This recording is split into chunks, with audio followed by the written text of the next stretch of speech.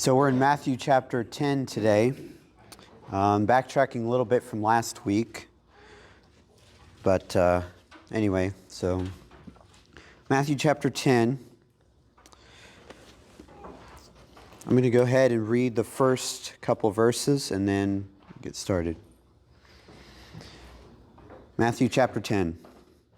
And when he had called his 12 disciples to him, he gave them power over unclean spirits to cast them out and to heal all kinds of sickness and all kinds of disease. Now the names of the 12 apostles are these. First, Simon, who is called Peter, Andrew his brother, James, the son of Zebedee, and John his brother, Philip and Bartholomew, Thomas and Matthew, the tax collector, James the son of Alphaeus, Lebbaeus, whose surname was Thaddeus, Simon the Canaanite, and Judas Iscariot, who also betrayed him. So, before we really get into chapter 10, I want to notice, the use of transition words or conjunction words. These words are and, so, but, now, then, when. So these words, they are used throughout, any piece of literature, any type of genre.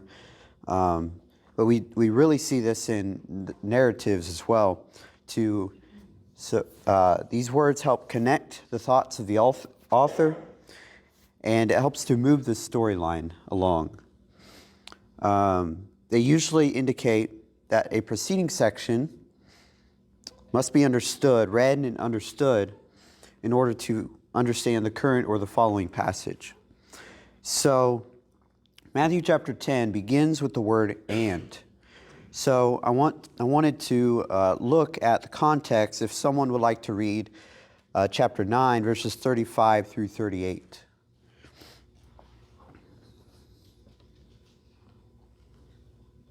And Jesus went about all the cities and villages, teaching in their synagogues and preaching the gospel of the kingdom and healing every sickness and every disease among the people.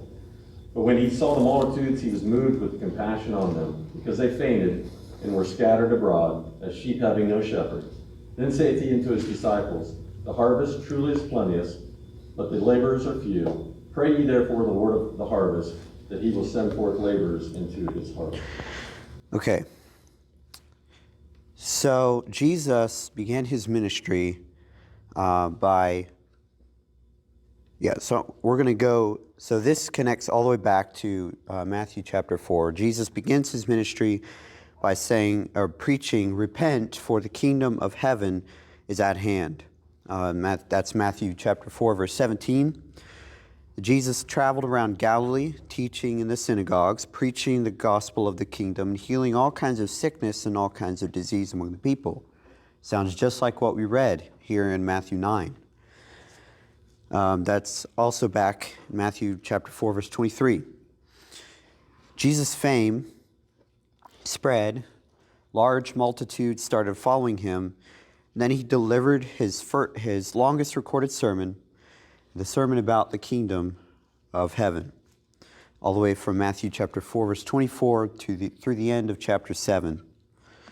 Then after the sermon, he continued teaching and preaching and healing, and multitudes continued to follow Jesus. And that's where we get here. In Matthew 9, at the end of Matthew 9 and going into Matthew chapter 10. So here Jesus tells his disciples that the demand of the harvest is outgrowing the supply of the laborers. So Jesus prepared the 12 for work. So first it says, so he called, in verse 1 of chapter 10, he called his disciples to him, and he gave them power over unclean spirits and to heal all kinds of sickness and all kinds of disease. Now, before he gave them power, Jesus was the only one who could do these things. Jesus was divine, and he had this sort of raw and unlimited access, I suppose, to the power of God. Jesus gave his disciples limited access to this power. This power would be best used with the disciples, right, those who came to be sort of close to him. So he gave them power over unclean spirits to cast them out, to heal all kinds of sickness and all kinds of disease. So Jesus, like I said, Jesus was the only one who could do these things and was the only one who did these things. And then he gave some of that power to the disciples to do these things along with him. One thing I want to notice here is that Jesus gave his disciples the power to do something that he had already been doing. And then in chapter 9, verse 37 and 38, right, Jesus is telling his disciples that there's a need for laborers in this harvest. And then Jesus says to pray, the Lord of the harvest, to send out laborers into his harvest. And then in chapter 10, we see Jesus sending out laborers into his harvest. The next section, chapter 10, verses 2 through 4 are the names of the disciples. But I'm not really going to go through the names of the disciples, but before we look at that, names and titles throughout the Bible usually mean something. So what I want to point out here is from verse 1 of chapter 10 to verse 2 of chapter 10 that there's a difference in titles that are being used. Verse 1 uses disciple, and verse 2 uses the word apostle. And this is the only use of the word apostle in the book of Matthew. So disciple, it means student or learner. So students, of course, had to be around their teachers to learn. Jesus had gained many disciples because of what he had taught and what he did, really. Many left because of the hard sayings. 12 of what became his closest disciples remained. And then in verse 2, we see the word apostle being used. Apostle means a messenger or someone who is sent out. This appears only once in the book of Matthew. So this is kind of where we start to see the idea of the limited commission. Jesus was sending out 12 individuals, right? Those who had become close to him in being involved in the work of ministry, and he was sending them out as laborers into his harvest. I guess before we go on, is there any comments or questions? Hey, Jonathan, I think it's interesting that, we see John the Baptist preaching about the kingdom, throughout his ministry. And then we see Jesus also preach about the kingdom throughout his teaching. Now here we see him sending out his 12, disciples, again, preaching the kingdom. In the Great Commission, we're also told to preach the kingdom. So the kingdom was really important to John the Baptist, Jesus, the 12 disciples, the 70 that were sent out, and should be important to us. And if you study that, that aspect of going out and teaching the kingdom, I think a lot of people miss that in the religious world. What is that kingdom? Right. That John the Baptist, Jesus, and the apostles all taught about. And it's a pretty important subject to study. Right. And I think something to think about is John and Jesus and the disciples. They all had the same mission, the same gospel. And of course, this is important for something like the church to develop. Right, there has to be one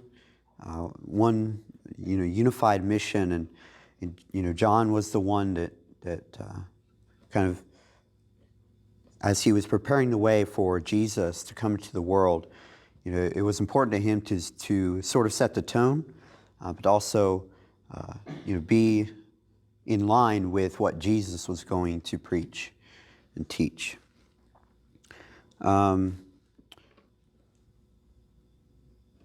Another thing I wanted to mention.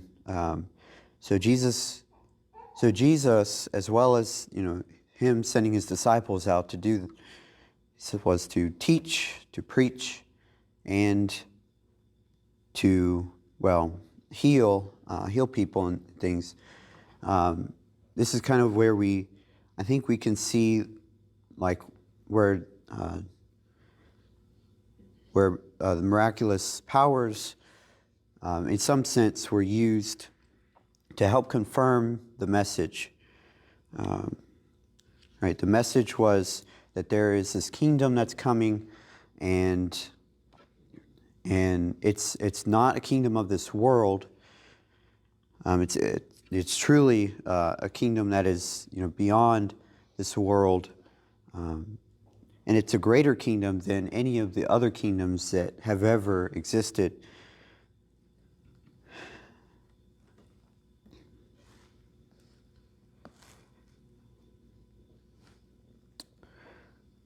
Okay. So verses 2 through 4 list the apostles, the disciples. I'm not really going to go through those, but I find it interesting that the first four, Simon, Peter, Andrew, James, and John, they were all fishermen. They were the first four that were called by Jesus directly. And Jesus says, follow me and you will become fishers of men. John records that, actually before that, so Matthew, Mark, and Luke record that Matthew was the next one that was called by Jesus.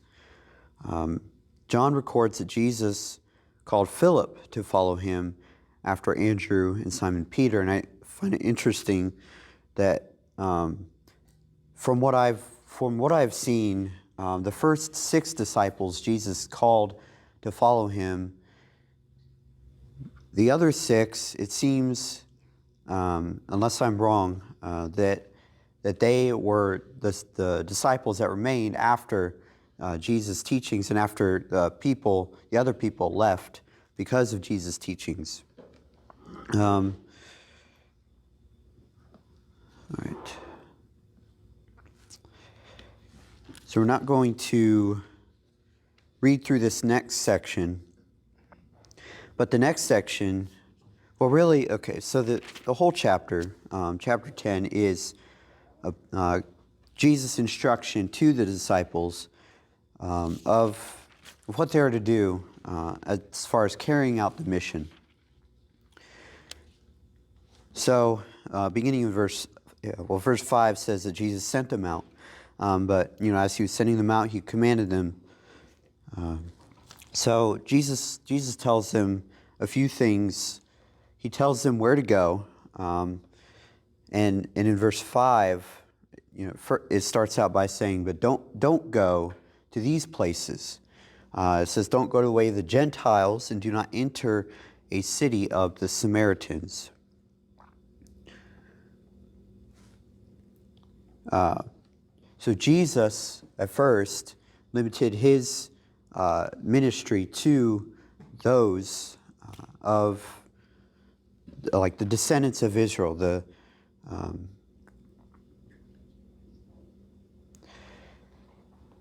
Gentiles and the Samaritans, especially since the Jews had no dealings with Samaritans.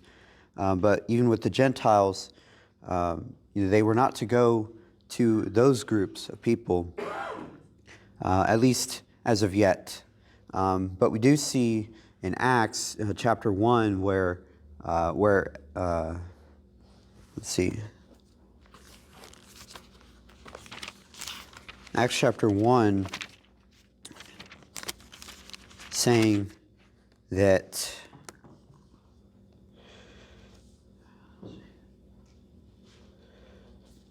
Yeah, Acts chapter 1, verse 8 says, "You receive power when the Holy Spirit has come upon you, and you shall be witnesses to me in Jerusalem and in all Judea and Samaria and to the end of the earth." So the focus initially was Jerusalem, was to God's people, to the descendants of Israel.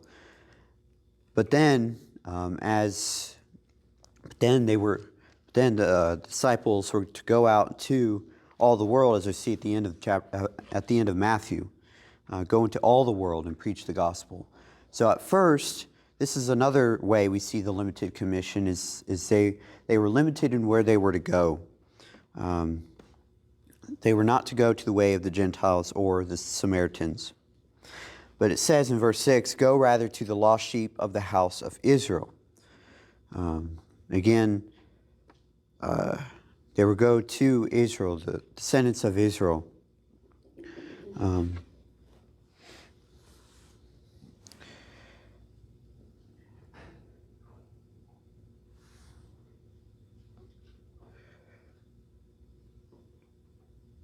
Paul records, I think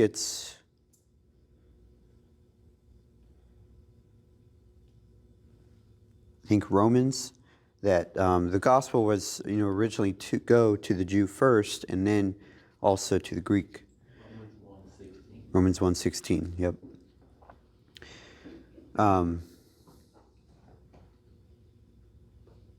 So the lost sheep of the house of Israel in verse 6.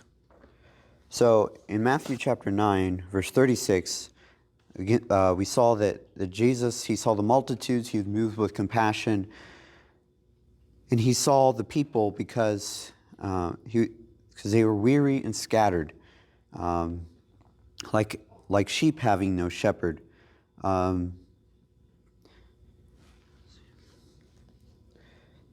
are many examples. There are several examples of people being shepherds. The one Old Testament example I could think of initially was David. So after God had rejected Saul from being king, God had already selected David to be the next king. When Samuel was sent, he went to find David. At first, he met the family, everyone else, David's parents and his siblings, but David was not with them. He was out in the field tending the sheep, and they had to go out and get David. And then David would talk about whenever there would be a lion or bear coming. This is when David encountered Goliath. He was saying that Goliath was no different than the lions or bears that would come out and snatch his sheep, where David would take it and punch it, in some cases killing the animal. But David was a shepherd, and just like different things in the Old Testament being a type of things in the New Testament, David is a type of Christ. So David was a shepherd. Christ was the good shepherd. We see 1 Samuel 16:11, David being a shepherd, and John chapter 10, verse 11, of Jesus being the good shepherd. So Jesus told his disciples where to go. He told them what to do. We see in from verses 7 on through pretty much the rest of the chapter, Jesus tells his disciples what to do. So he says, as you go, so there are imperatives in language. Imperatives means to do something. And using a personal pronoun with that means you do something. And so one of the imperatives is to go. And again, we saw this in verse 5 where it says, do not go to the Gentiles or the Samaritans. And then verse 6, it says, go, but go rather.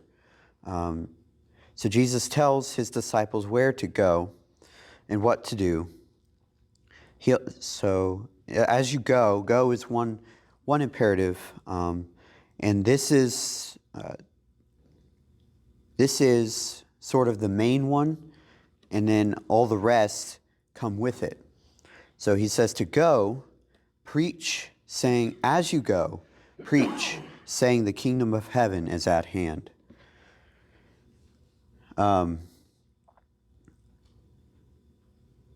So Jesus, before he had told his disciples to go, he was already going to the people to preach and to teach and to heal. So he commanded them, his disciples, his apostles, to go. I guess one thing I want to mention with the difference between apostle and disciple. Disciple, right, is kind of like come and learn, right? To come to the teacher and learn. Apostle is to go and teach. So I think it's interesting that since in verse 10, chapter 10, verse 2, we see the only use of the word apostle in Matthew. All the times prior that these group of people they're mentioned as disciples, right? It's like the idea of come to me and learn, and then in chapter 10 he says, go and teach what you have learned.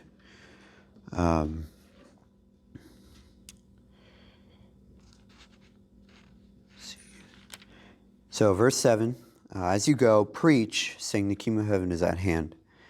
So right, they were to go. That was the main thing. They were to go, and then with that, when you go, right, he says to preach. And then in verse 8, heal the sick, cleanse the lepers, raise the dead, and cast out demons.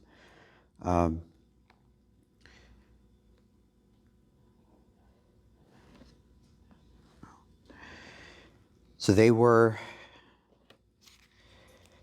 to be, so as they were going to preach and heal, as they were going, they were to preach and to heal, and they were to freely give because they have freely been given.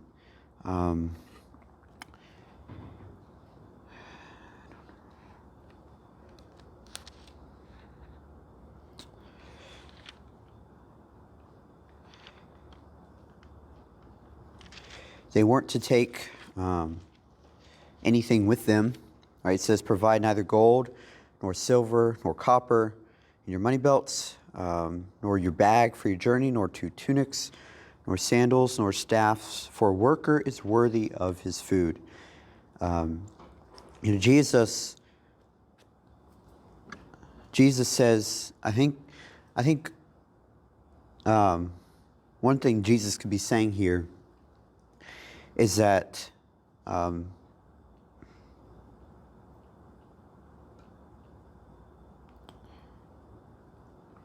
that you have, well, of course, a worker is worthy of his food. That that this was a work that they were to be involved in, and that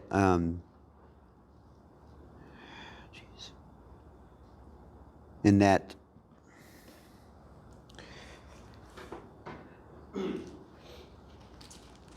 as they went to people, to the houses, the towns, the cities, that whoever was going to receive.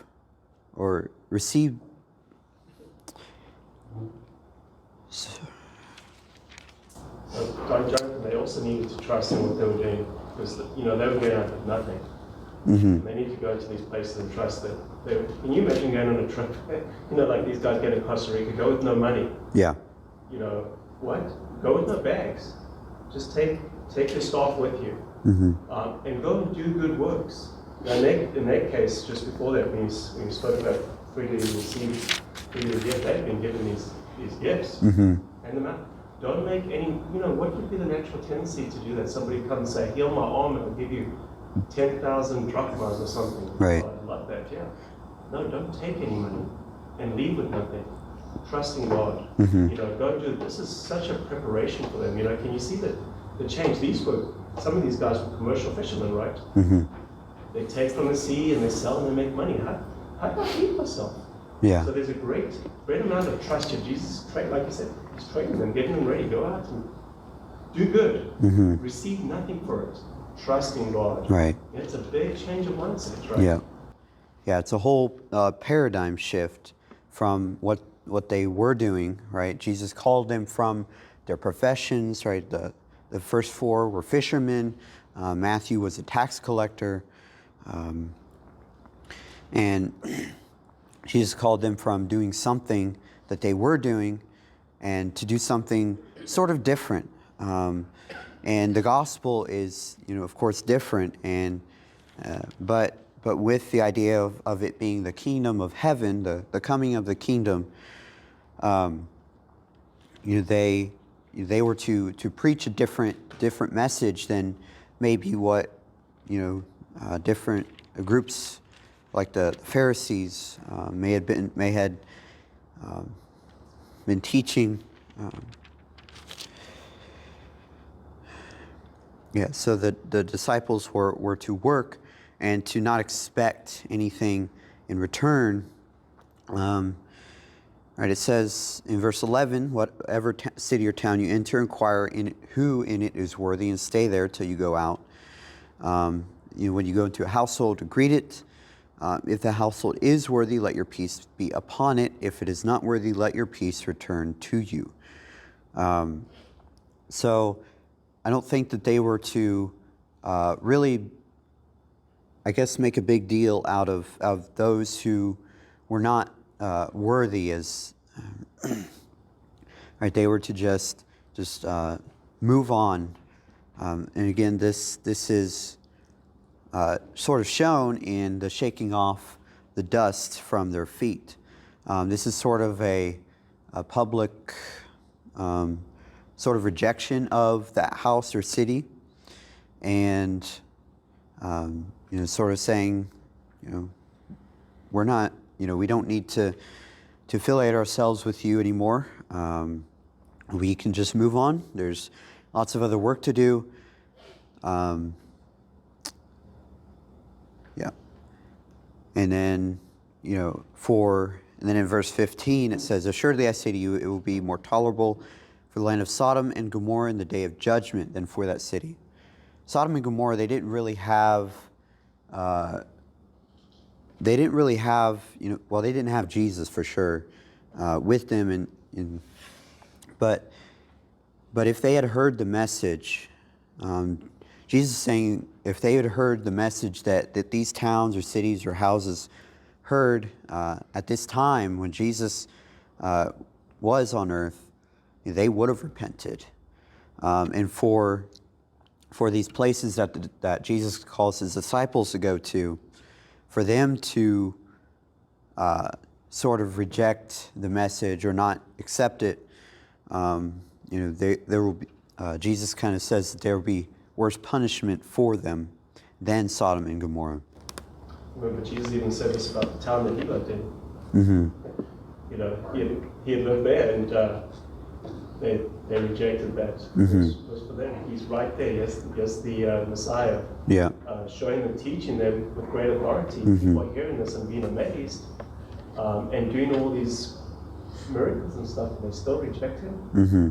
Yeah, you can imagine. Yeah. Jonathan, Yes.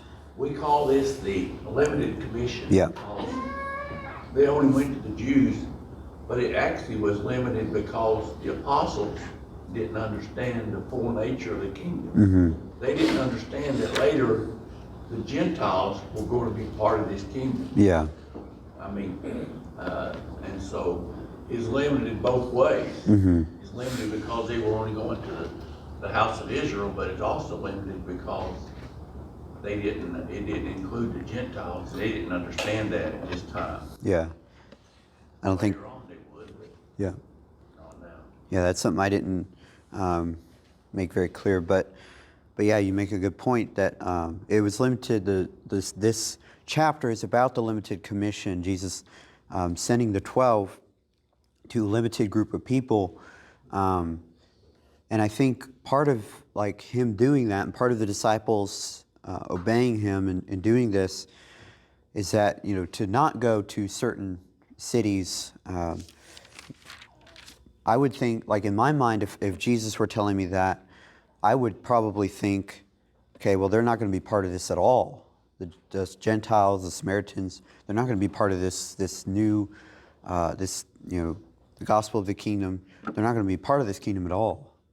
But of course, as we see in Acts and onward, that the Gentiles, right? I think so. Paul talks about this. Ephesians. He talks about, again. Let's see. So, at first, like they were going to the. Hold on. Ephesians.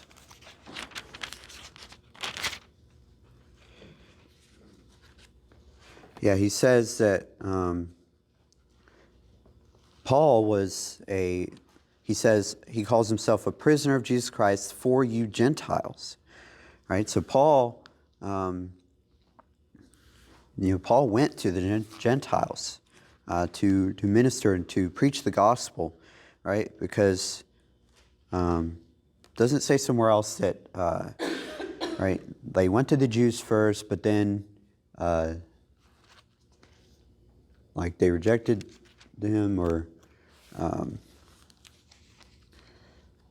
then they ended up going to the Gentiles because they would believe and not the Jews. Look at verse in chapter 3 of Ephesians, verse 7 and 8. 8 and 9. It sort of tells you about this.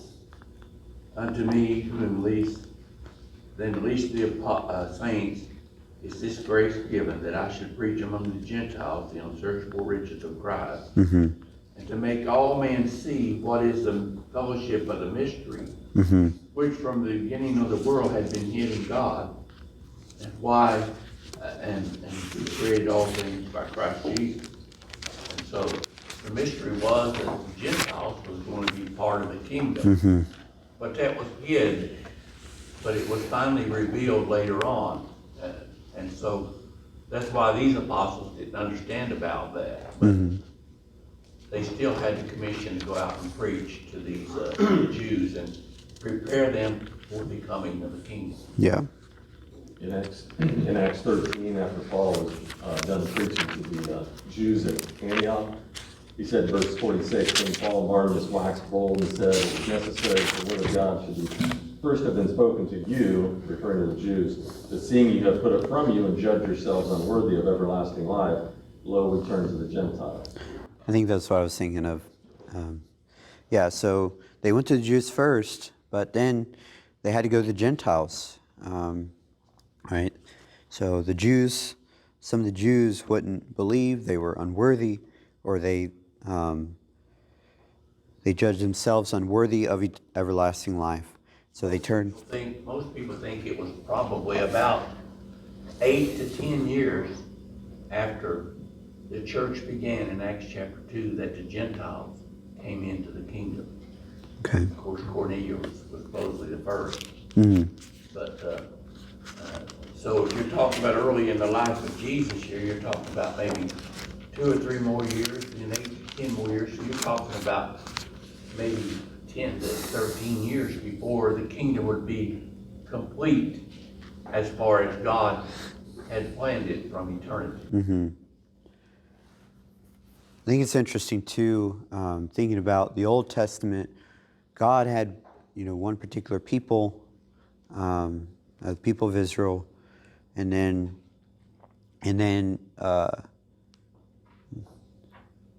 but like, let's see, what am I thinking?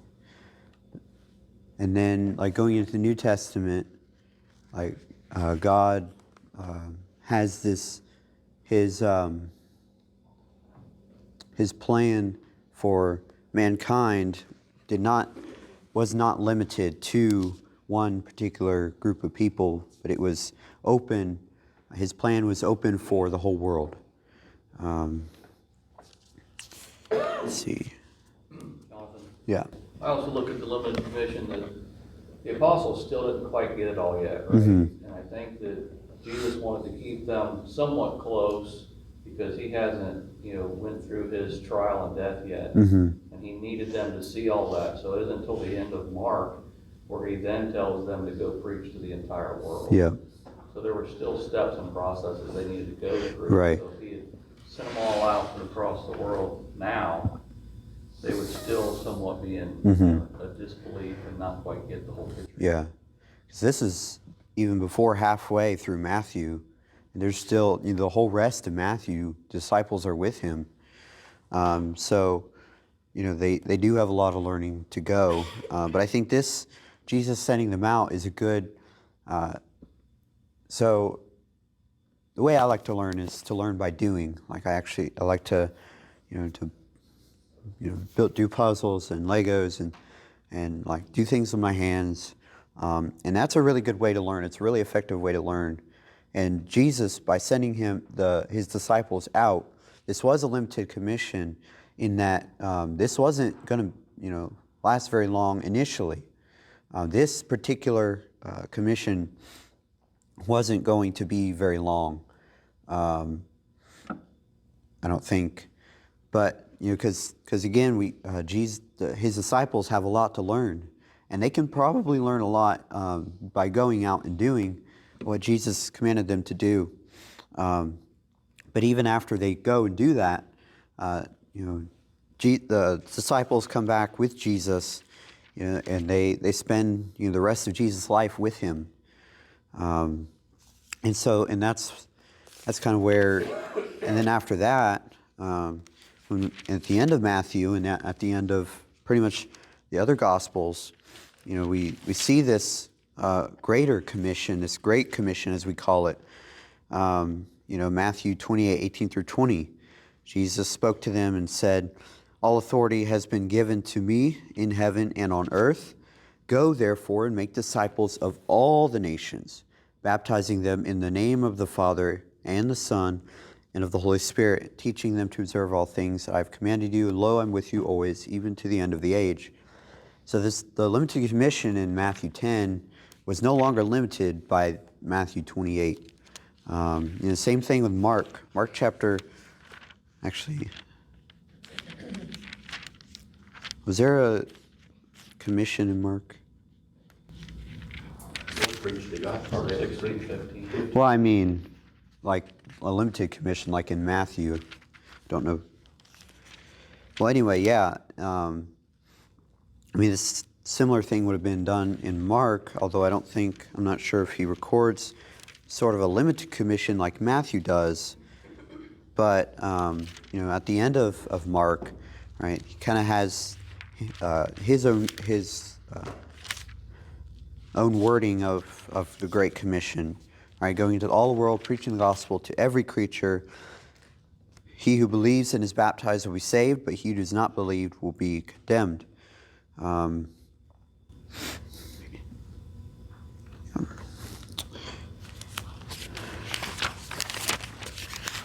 See, back.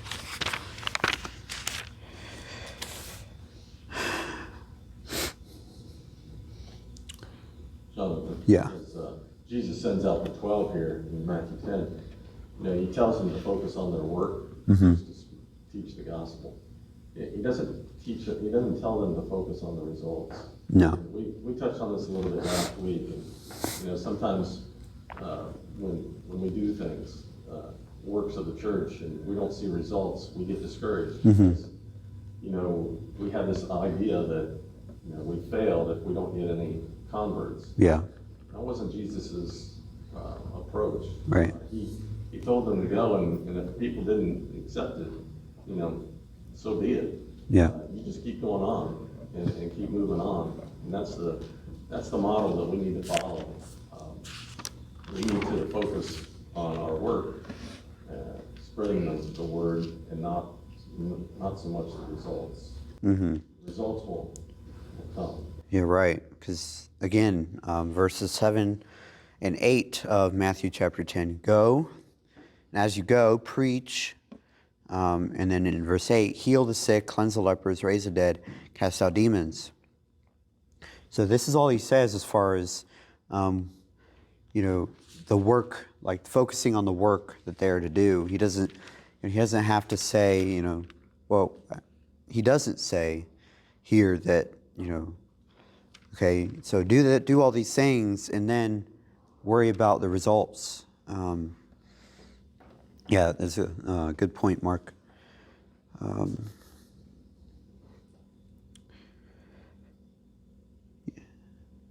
Also, they were not to fear, right? In verse 26, it says, do not fear them. For there's nothing covered that will not be revealed and hidden that will not be known. So he was telling the disciples not to fear those who, would hate him, those who would persecute them, because Jesus says, you'll be hated by all for my name's sake, and then he says, when they persecute you in the city, flee to another. That reminds me of Paul when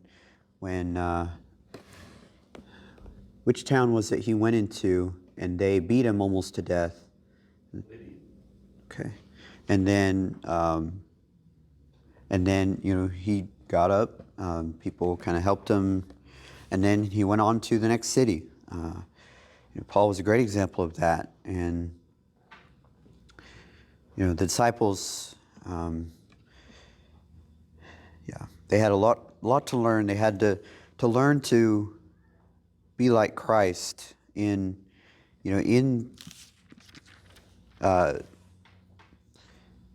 preaching and teaching and healing, and they were to learn how to handle the different situations that they would go into, right? The situations of, the good situations where people would believe and believe in the gospel, and then the situations where people would not believe. They were to endure persecution. They were to endure people hating them, but they were still to teach, to go to teach and preach, being a testimony, right, to everyone. Let's